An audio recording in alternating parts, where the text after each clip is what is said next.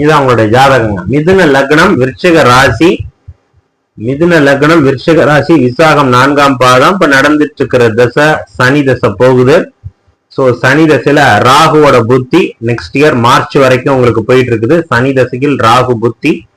உங்க ஜாதகத்தில் லக்னத்துல செவ்வாய் அமர்ந்து லக்னாதிபதி 5ஆம் வீட்டில் புதன் சுக்கிரன் பரிவர்த்தனை, 2வது பாவகாதிபதி வளர்பிறையாக இருந்தாலும் 6ஆம் இடத்தில் விசாக நட்சத்திரம் குருவோடு 1 டிகிரில அமர்ந்து நிக்குது, வளர்பிறையில நிக்குது.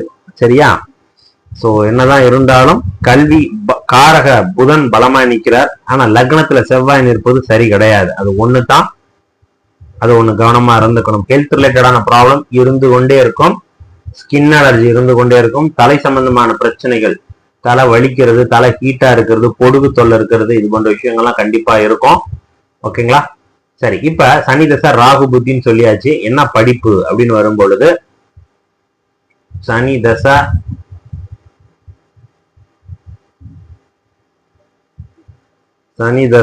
ராகு புத்தி நீ காலகட்டம். சோ புதன் சார்ந்த கல்விக்கு தான் வராரு. புதன் அல்லது பிசிக்ஸ் ரிலேட்டடா, ஓகேவா, கலை அறிவியல் துறை சார்ந்த கல்வியில உள்ள போறதுக்கு நான் இப்பதான் காட்டுதுங்க.